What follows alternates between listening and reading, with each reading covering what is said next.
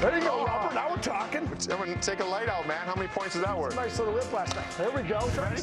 Yeah. Let's do this. Oh, yeah. What I never put. Oh, my gosh. That was heavy, though. Give it to me. Put it in.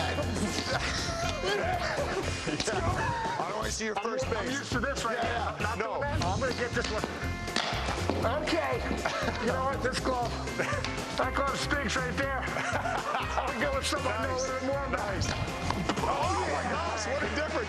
How are you better at that? That's half the size of that one. All right, boys. Artie B, one of my all-time favorite people on this earth. Sean Casey's here. And you hockey fans out there, you know Sean Casey, the mayor. We welcome him in here. Former big leaguer. Rupper, you look so much better with no hair. It's all funny. I mean, you got the beard now, no hair. Before you had a little scraggly, like 5 o'clock shadow with a little bit of moss on your head. Like, I don't know how they let you go on NHL. I don't know. Hey, that's the only way I can stay on TV this long. I switched up my look. I showed I was versatile. How big was that tracksuit? That was huge. Dude, hey, why you got to go with the overhead cam on the bald spot? Bro, as soon as I got that, I tell you what, that goalie mitt, that's no joke. As soon as I got that, my first baseman mitt on, I was like, now we're talking. Yeah, I remember you saying that. Goalie mitt, like, can't move it. No, we put him in the gear because this is when we Winter Classic, right? So we put it in there at Studio 42, and we start kind of shooting pucks. He's got the goalie glove. It's hitting his glove and falling. I'm like, this dude played in the big leagues. He's a first baseman. How are you not catching it? He's like, I need my gloves. So he grabbed his gloves. And then I started wiring them pretty good. And you pop, pop, pop. Started getting them, no problem. You're like a 5 out of 10. Now you're like an 8.5, 9 without a hair. Yeah, it was. Thanks for popping by here. I mean, we've got a few days before the Stanley Cup Finals, man, and you're in the building. Bigger than life personality. We want to get you by here because I've had run-ins with you in Pittsburgh. We've known each other for quite some time, and you've talked with hockey players. You set up BP for us. Yes, that was awesome. In Pittsburgh at PNC Park, and these guys have both done it too. You did it in Philly. Yep. You did it in Philly. B did it down there in Tampa. And what was when you saw the hockey players? Was it painful on some of them? You guys are better golfers, aren't you? No, I mean, it was incredible. So it was you and Max Talbot came out. Well, there was like 7 of us. Yeah, Matt Cook came out. Yeah, you got Sidney Crosby Pascal came out. Dupuis. Pascal Dupuis. Flower. Yeah, Flower was there. This is Sid. Remember, Sid hit one out of the stadium, and one hopped out of literally the stadium. It hits the top stairs and goes out. That's a short bench over there, isn't it? Yeah, it is. Short part of the park. It was legit. I tell you what, one thing though, like as the coach here, I was like, all right, Rupper, get in there. You got 10. All right, Dupuis, get in there for 10. Talbot. Sid gets in there. He took like 80 swings. I was like, I ain't telling Sidney Crosby. I was like, he's not coming out till he homers. Remember, he was like, hit the wall, and I was going to be like, all right, man, hey, Rupper's turn. He's been sitting out here for 20 minutes. Sid's like, I don't care. Wham, wham, wham. And then he finally went deep. I was like, all right, time to get out of there, Sid, after your 85th swing. Hey, you hit first home run in PNC Park history, right? When yeah, first hit and home run, yeah. Had it circled on the, coming in there, and I was like, let me just get a shot to do it. And just a hit would have been good, and I end up hitting one. It was going out.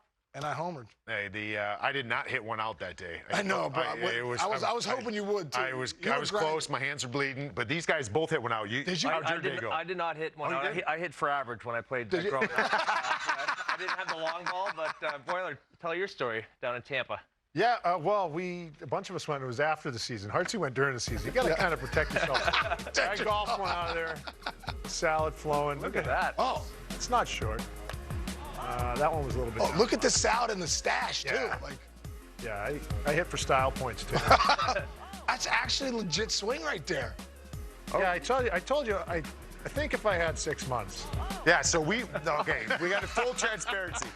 Full transparency. Corey Schneider, I'm in here one day, and Schneids comes up to me and he goes, "You should have heard what B said on our podcast last night."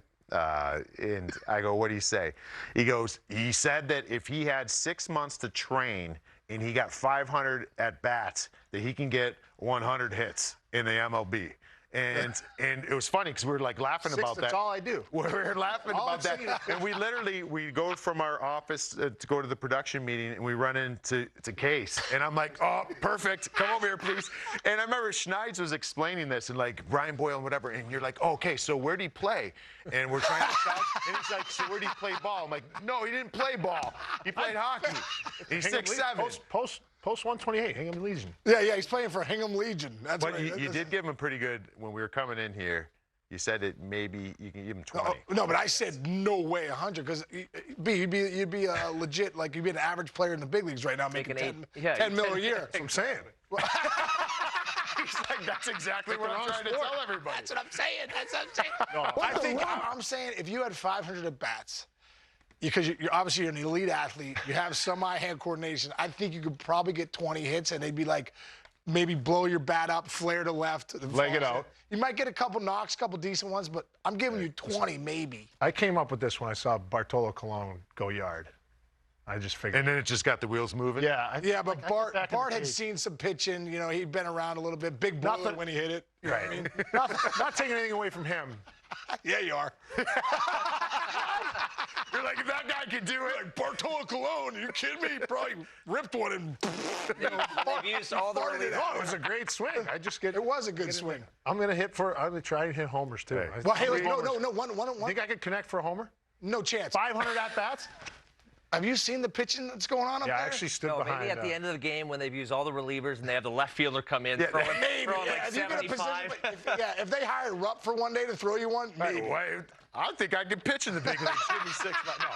Hey, so I want to get this too because Hartsey, I got to know him and just like I'm sure in baseball, the hockey world is a small world and you get to ask people around and Hartsey was like hard to play against, right? Like he was in your face, he ran his mouth, but he was a good player too. So it actually, it made it worse because like he was good too. So it makes like I want to get this guy, and you can never get him, and he was tough and can't catch me. And so, but when you start asking around, I joke with him. He's heard this probably 10 times, but like you say when guys would get traded and play with me, I was like. Maybe they played with him. I'm like, what was that Hartnell? Like, Harper, you'd love him. You'd love him. I'm like, come on. Yeah. And I get it, meet him on this side of it, and it's great. Like, did you ever have a player that you couldn't stand on another team, and then you got to, play with them or see them later on, and you're like, wow, like, I get it. Like, because you have agitators in baseball, Big right? time, man. Like, so Gary Sheffield. Sheff was one of those guys. First off, I saw him hit one of the hardest balls ever. I got to tell you a quick story about Gary Sheffield. If you guys, just could flat out rake a baseball. And Adam Dunn's playing left field one time, right? He hits a ball. We're in Atlanta. It's a missile out to left. It hits off Dunner's, one hops the ground. It hits Dunner's shoulder like he's playing in at third base. Like he rattles. We're like, oh my God, it was the hardest ball we've ever seen. We always bust Dunner's chops. Like, dude, get a glove on it. At least almost hit you right in the face. But Sheff was a guy you played against. You're like, man, this guy looks like a killer. And like, he was very serious. Yeah. So then I played with him in 2007 in Detroit. Quietest guy. I'm like, is this Gary Sheffield? Really quiet guy. Didn't say much in the clubhouse. Then he'd get in the game. You're like, this guy will kill somebody. You know what I mean? Like, so as a when you watched him from afar, you're like, man, he drives you crazy because he was so good. He was a little, he was tough. He'd agitate you as another team because he always come up with the big hits. He was one of the best players in the game. But then when I played with him, I'm like, wow, this is the guy you want on your team every single day. So that's the one guy I can remember. So everyone called you the mayor. You played first base, so you're kind of chumming it up with the guys when they get a single or whatever. Was there any guys, when the pitcher would try to pick off the guy at first that you wanted to give an extra hard time? Or were you always that gentle guy trying to get in there? That'd be the equivalent of our face wash. Okay, yeah. So you give a guy a punch in the face? A couple times. One time, when you think about being over there at first, people always say, what'd you talk about? And, were you trying to get guys distracted? You know? So when I first got called to the big leagues about 3 weeks in, right, there's a guy named Ron Vallone, the big rig, man. This guy probably should have been a football player, good pitcher in the big leagues. He was a lefty. I'd just been called up, so I really didn't know the guy's moves. You usually know everyone's pickoff moves. So there was a guy named Henry Rodriguez from Montreal. And back in the day when he used, exactly. Candy bars? So great. Yes. Do you remember when they throw the Henry bars? Henry, Yes, B. That's awesome. So he can play the bigs. He knows. He always wanted to be Henry Rodriguez's teammate. So Henry Rodriguez would go deep, and they would throw Henry bars onto the field. Yeah. So Rob, I'm up there. I'm just excited to be here. I'm like, I'm thinking about when am I getting sent down. So Henry Rodriguez singles. He gets on first base. We're in Cincinnati, and I'm holding him on, and he gets out there. I go, hey, bro. And remember, Ron Vallone's a lefty, right? So I'm like, hey, man, that is so cool when you're in Montreal and you homer, and they throw those Henry bars onto the field. So Henry Rodriguez turns to me. He's like, hey, man, thanks. Right when he turns, Ron Vallone, step off, pick, poof, I'm holding the ball in the middle of a conversation. Dude, I'm so sorry. I swear to God, I'm not trying to do this. Like, you're out. Great. You know? He's saying, I'm sorry, but you're out. You're out. Oh, Henry, out of here. I try not to talk to people during the game after when they got their lead after that. Oh, that's so good. That's so good. Talking about pickoffs, we have something here. Maybe you can walk us through what happened on this clip. Oh. Look at that speed. Yeah, see, guys, it looks like I was skating like you guys, but I was on no skate. Oh, no. Oh. Right here. Oh, wow, go, sniper. What, save? I'm safe. Hey, the best part's the buckets in his face, too. And he's like looking like this. Can't see. So I come. Still doesn't know if the ball's there or not. Oh, my God. Can't see. They do it inside move on me, and I'm at second. I'm like, usually no one's cares that I'm on second because I'm not going anywhere else. You guys saw me run right there. Like I said, like I'm ice skating in quicksand right here. But I get to second base, and they do this inside move, and all of a sudden I'm like, I got to get back. And then I wear it, and then I don't know what's going on because my helmet's over my face. So Jeter's there at third. Look at Jeter. It was like Sunday Night Baseball, too. Red Sox, Yankees. So Jeet comes over, and I'm like, hey, no one saw that, did they? He goes, no, you're good, dude. No one's watching this game. No one's watching this game. There's only millions of people. Is that all he said? That's all he said. So I remember very distinctly when you were at one of your All-Star games, you clarified it was the 99 All-Star game in Boston. I remember a lot of that, just watching it and being super intrigued. I saw Ted Williams riding around on the golf cart. Incredible. Can you explain that to me? Because I got to go to one All-Star game, and I felt like a little bit of a charity case, but I was so excited. I remember vividly watching you just taking it all in. Yeah. And you played in 3. You're hell of a ball player, but what was that one like? That was the best one ever. I think that's the best All-Star game ever in the history of baseball. 99 All-Star game, all the all-century teams on the field. So we're lined up, and they're like Hank Aaron, Willie Mays, Stan Musial, George Brett, right? And it was like, and then Ted Williams comes out, and I got the chills telling the story. And Fenway, I mean, B, you grew up in Boston, dude. Place almost comes down. I mean, Ted Williams is back, comes out in the cart, right? And it's what's funny is you probably at the home run derby, I had my video camera going. I'm so excited talking to Matt Damon's there. I'm like, this is incredible. McGuire's hitting homers. During that moment, I'd given my video camera to the bat boy. I said, hey man, whatever comes, I didn't know Ted Williams was coming out. I said, whatever happens here, just get some video of it. I have a video of. My camera's like right here. Ted Williams is driving 4 feet in front. He comes to the mountain. Now here's a really great story. I'm walking up. Remember the all-century team's there. I'm thinking to myself, did I win a contest? Like how did I get here? I'm 25 years old, you know. Well, I'm walking up to Ted Williams and I get a pat on my shoulder and I turn around. It's George Brett. He's like, hey, Sean, I just want to introduce myself. George Brett, you got a great swing. I'm just like, first time I was speechless in my life. I was like, I couldn't believe it. So a couple years later, fast forward, Derek Jeter's last All-Star game. We're doing the red carpet for MLB Network. Greg Amser and I are interviewing the guys. And Jeter, I asked Jeter, I said, hey, Jeter. Came crawling towards you like you were going to second? Yeah. He's like, hey, man, that was great when you fell down. Oh, wait, that was so great. But I said, dude, all the titles you have, all the stuff you've done for the Yankees, all the great life of Derek Jeter, what's your favorite moment ever? And this is what he said. He goes, the 99 All-Star game. Wow. He said, when Ted Williams pulls up to the thing, now I'm there. I'm on the field, so I'm on the National League side. He's on the American League side. He said, when Ted Williams pulls up to throw out the first pitch, as we're walking up, remember, I'm walking up, and I said, George Brett, I'm having this moment with George Brett. He says, Hank Aaron puts his hand on my shoulder, introduced himself, says, hey, Derek, I just want to tell you, I'm Hank Aaron. Pleasure to meet you. I love the way you play the game. He said that was the greatest moment. That was Chris. So when I go back that 99 All-Star game, that story just brought that. For anyone that was there, whether you were a player or a fan, no one will ever forget what was going on at that game in Boston in 99. And then Pedro coming out and just punching tickets like, I was like, thank God I'm not starting. It's funny because the All-Star game in L.A. had that was the what was it, the 100 remember they didn't rank them in order, but they had the 100 greatest players they had everybody out there, so you're walking around there. I was covering it obviously with NHL Network. No Gino. And people, no Gino, a little asterisk there, but like you just see all the greatness, right? And there's not too many moments where you have all that in one place. But right now, the Stanley Cup Finals, we have who a lot of people deem one of the greatest players of all time. And how old is Connor now? He's got a 26 or 27 maybe, 26 in that range. I mean, he's going to go down as one of the greatest players of all time. This feels like his time to win a cup, but he's also going against a team that is a pretty well-oiled machine right now in the Florida Panthers. But I want to show you and get your breakdown of this goal, because he scored an incredible goal in Game 6 against the Dallas Stars right here. Case, I mean. Oh, my gosh, dude. Look at this. What? Whoop. See ya.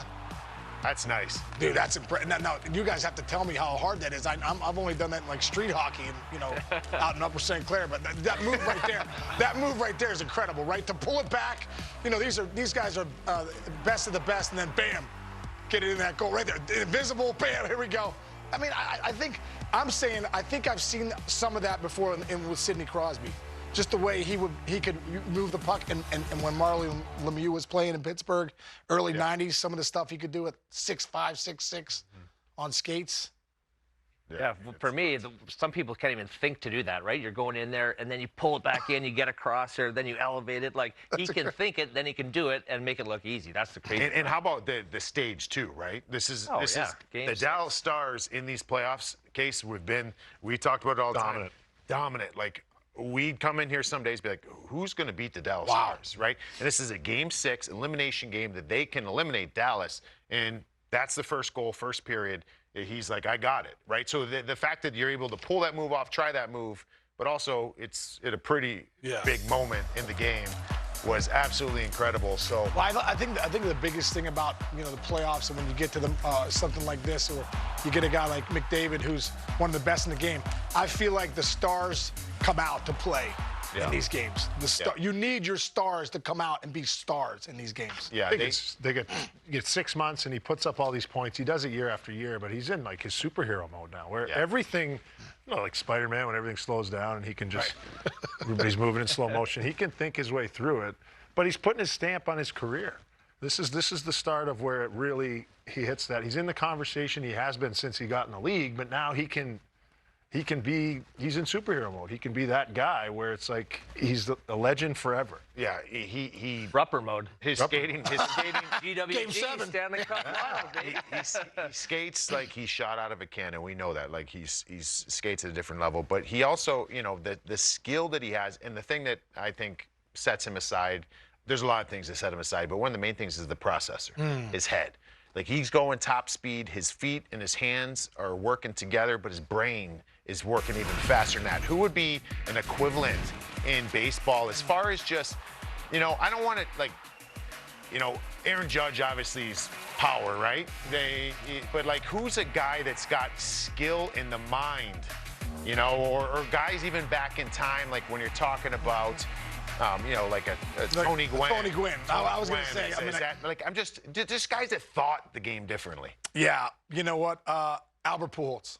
Pujols. I remember at the All-Star game in 2004.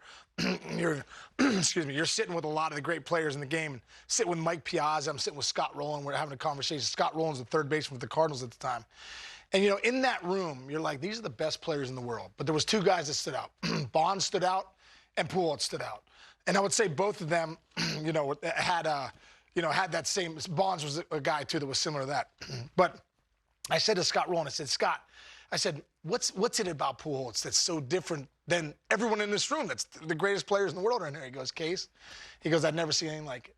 He goes, this guy does not waste a pitch. This guy is one step ahead of every guy that's on that mound. And, if you try to, you try and sneak a one on him, a curveball, if he swings and misses, you throw it again, it's going to be 450 in the gap, right? It was just Pujols was always kind of ahead of everybody else, and his mind was at a place that, like, the processing was so different. And you saw it, and like a guy like Barry Bonds, too. When playing against Bonds, you're like, this guy was never off balance. He was always on time. And, the home runs that he hit and how locked in he was, it was another level. No, it's nuts when you get the guys at that level. It's different. Like Connor does it differently. One thing from just hockey players, a lot of times in front of the net, we have a Carter Verhaeghe goal I want to show you too. It's just us trying to play like baseball players a little bit and batting pucks out of the air. So I want to know what you think of this play, but then also, we see so many deflection goals come playoff times. Like, that seems like that's the way you're gonna score, and you get, 90-mile-an-hour slap shots that you're just trying to get a finesse little piece of it to get into the net. I mean, this is. You got guys around you waving their sticks right in front of your face. Tied up in front makes it pretty impressive, too. Keeps his stick loose. And these goalies are so good, too, right? Like a lot of these teams in the postseason are here because their goalies are at another level, too. So almost seems fitting that you have to get, the deflection goals or something like that past some To of get the some guys. ugly ones, right? Yeah. Too easy to stop a shot that you can see from 60 feet away, right. Body's in front, sticks wave in front of the goalie's eyes. So this would be the one thing. All three of us have been in front of the net screening goalies, and when you get a shot coming in, and there's a chance it could get deflected, rise up into your face, but you got to stand there and you're just giving a little deft, little touches, right, and be able to deflect it. And all I think about is, I don't know what I would think if I was in the batter's box. You got a breaking, or you got a Randy Johnson. Yeah, you got a lefty. You got a lefty. That was scary. If you go a little lefty and lefty, that ball looks like it's coming right at your head. That just drops in there. What is that? Is it you come numb to it? Because I feel like in front of the net, that's part of the job, and you just do it. Well, on the shot, when you can see it, when the puck would roll, that would get a little scary, right? Right before the D-men's teeing up a one-timer and it flips up on its edge, and you're like... Especially guys with bad shots, they don't even know where it's going. Yost, my little time in Nashville, Roman Josi had that. He was experimenting with no tape on his stick, and the puck kept rolling, and it was getting warm in Nashville, and I was supposed to be in front, and there's a little bit of this. Like, you have no idea. He shoots a bomb, and you have no idea where it's going. And how do you get that little stick on it? Like, how are you not just wearing it, just boom? Sometimes you wear it, but if it hits you and goes in, it's still it still counts. Still your goal. It counts. Yeah. Just like you lean into one on the plate, take one for the team. I remember, just facing a guy like Randy Johnson, 6'11", kind of had the long hair at the time, like just a little dicey, it's definitely scary, but like, a guy like Randy Johnson, where it's coming out, behind you really, like over here, and he's throwing 100 miles an hour, and he's got a 93-mile-an-hour slider, like. I think you get to the point, just like you guys, you're like, I'm either going to stand in here and be ready to go and get them, or I'm going to be out of here. Yeah. Like, my career's going to be gone. When I first faced Randy Johnson, 0 for 4, 2 punchies, like, scared to death, actually. And I remember thinking, I got this. That's Randy Johnson. I got his baseball card. Then I faced Maddox a couple days later. Same thing. Greg Maddox, 0 for 4, 2 punches. I'm like, if I don't get my act together, like, I got to start realizing I'm a big leaguer too. Yeah, I can't keep thinking these guys are awesome. I got to go out and get somebody, Then Randy's killing birds, though. That's a little bit. It's intimidating. It's one of the best clips ever. It's incredible. Anyways, you're incredible. Thanks for coming on here with us. And this is great. Yeah. This has been great, man. This has been great. And I'm glad I finally got back on here. I think the last time I was here was when we were shooting pucks. So who do you got, Oilers or Panthers? Well, listen, you guys said it before. It's McDavid's time. I think the Oilers are going to win it. Yeah. We got. We can't bring on a Pittsburgher without talk about when you and I were chowing down a little. Permani's brothers. Permani brothers here. God, Mearsy. Yeah, Mearsy there. This is. I mean, what is it? What is it with Pittsburghers and fries and coleslaw and eggs on your sandwich? Pittsburghers can some kind of ruin a salad, too. They're like, hey, you want a nice healthy salad? Some fries on it. You're like, why would fries on my salad? We crushed those things, though, didn't we? We did. It was the best part of the shoot. Best part. Free food. We you guys finally want got something to eat? Yeah. Absolutely. That was awesome. Shout out Permani brothers. But thanks again, Case. And, thank you, guys, man. Enjoy the rest of the baseball season, and we'll catch up next time with you. And I think B, no doubt, maybe about 20 hits out of 500, we'll give it to him. Hey, you want to set up some BP for us? We'll bring yes. NHL Network. I will say this. I stood behind Archer. He was pitching in Tampa at the time. I was standing behind the catcher. I'm not standing here anymore. So maybe not. Maybe I can. That guy was nuts.